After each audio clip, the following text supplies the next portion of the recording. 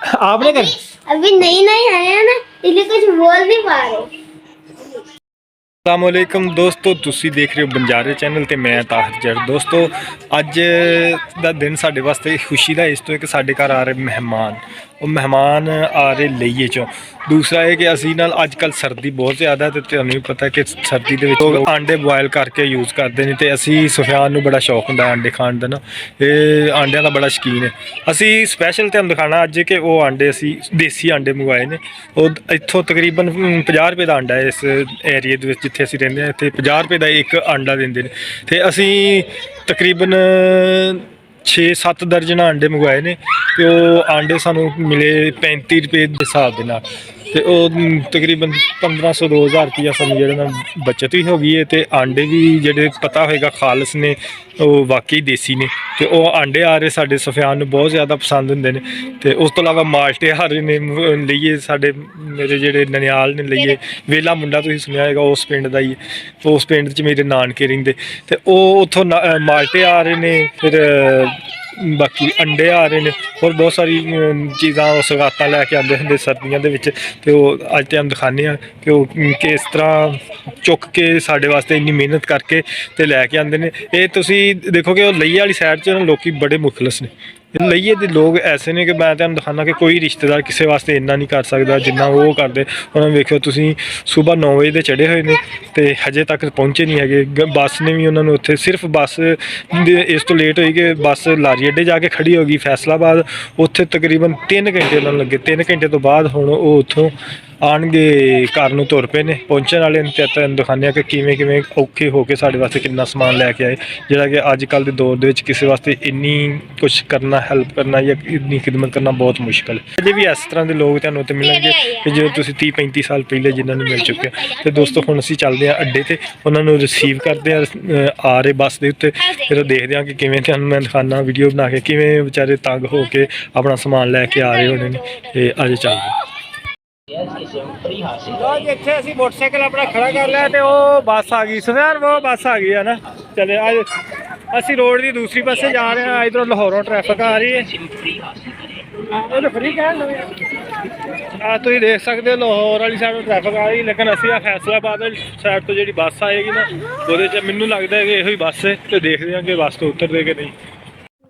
ਲੋ ਜੀ, ਉਹ ਨਜ਼ਰ ਆ ਗਿਆ ਸਾਡਾ ਮਹਿਮਾਨ ਨਜ਼ਰ ਆ ਰਿਹਾ। ਉਹ ਸਮਾਨ ਲਵਾਉਣ ਡਿਆ ਗੱਡੀ ਦੇ ਉੱਤੋਂ ਬੱਸ ਦੇ ਬੈਕ ਸਾਈਡ ਤੇ। ਉਹ ਤੁਸੀਂ ਵੇਖ यही है मुझे लग रहा है यही है।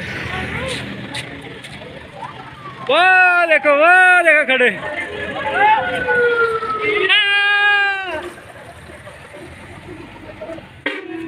तो ये है जी हमारे उस्मान साहब और नवीद भाई।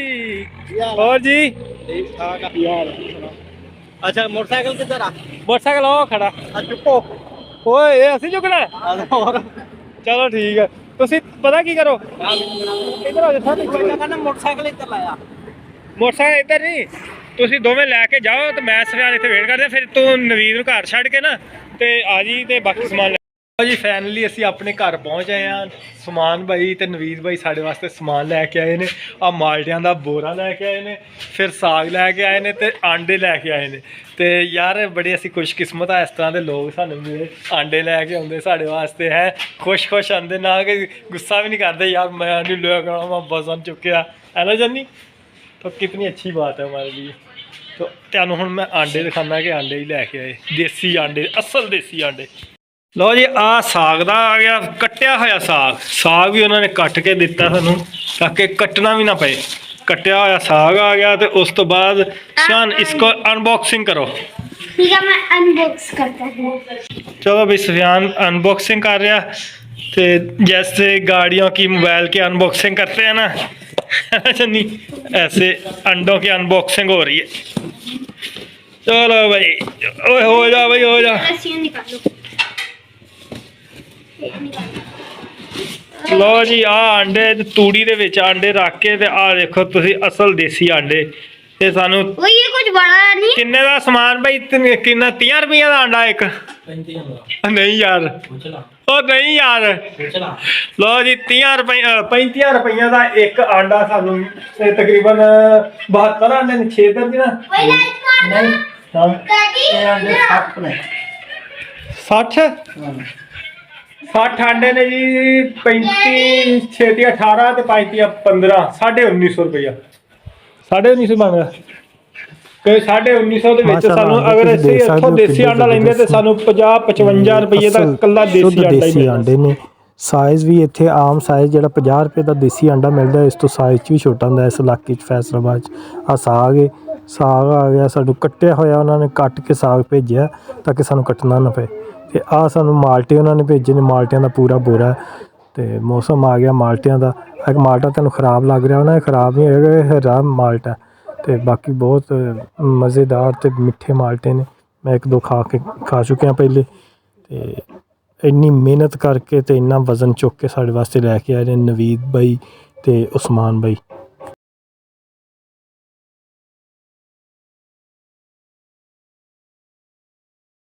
डैडी हाँ जी कितने पे आपने मोबाइल दिखा हाँ बोलो आपकी कितने पे लाइक मारो स्क्रीन पे कोई होता नहीं सुफियान लाइट मार के चेक कर रहा है कि ਵਿੱਚ बच्चा वगैरह तो नहीं बना। ये तो अभी सही है अंडे। ये देखो ये कुछ भी नहीं अंडे सही है। हाँ ये भी कोई बच्चा नहीं ये खाने वाले अंडे। ये ਦੋਸਤੋ ਤੁਸੀਂ ਆਪਣੇ ਰਿਸ਼ਤੇਦਾਰਾਂ ਕੋਲ ਮੰਗਵਾ ਲਿਆ ਕਰੋ ਸਸਤੇ ਪੈਂਦੇ ਨੇ ਆਂਡੇ। ਤੇ ਇਹਦੇ ਨਾਲ ਹੀ ਅੱਜ ਦਾ ਅਸੀਂ ਵਲੌਗ ਐਡ ਕਰਦੇ ਹਾਂ। ਤੇ ਅੱਜ ਨਵੀਦ ਭਾਈ ਵਲੌਗ ਐਡ ਕਰਾਂਗੇ। ਹਾਂਜੀ ਨਵੀਦ ਭਾਈ ਇਧਰ ਮੂੰਹ ਕਰੋ ਉੱਪਰ। ਦੋਸਤੋ ਸਾਡੇ ਚੈਨਲ ਨੂੰ ਲਾਈਕ ਸਬਸਕ੍ਰਾਈਬ ਲਾਜ਼ਮੀ ਕਰਿਓ ਜੇ ਅਗਰ ਵੀਡੀਓ ਅੱਛੀ ਲੱਗੇ ਤੇ ਅੱਗੇ ਸ਼ੇਅਰ ਕਰ ਦਿਓ ਜੀ। ਬਹੁਤ ਬਹੁਤ ਸ਼ੁਕਰੀਆ। ਇਹਦੇ ਨਾਲ ही इजाजत ਦਿਓ ਆਪਣੇ ਦੋਸਤਾਂ ਨਾਲ ਜ਼ਿਆਦਾ आपने कर अभी नई नई आए हैं ना इसलिए कुछ बोल नहीं पा रहे। अच्छा फिर आप व्लॉग का ऐड कर दो। लाइक करना शेयर करना सब्सक्राइब करना और बेल आइकन भी दबा देना अपने दोस्तों के साथ और शेयर भी करना। Bye bye.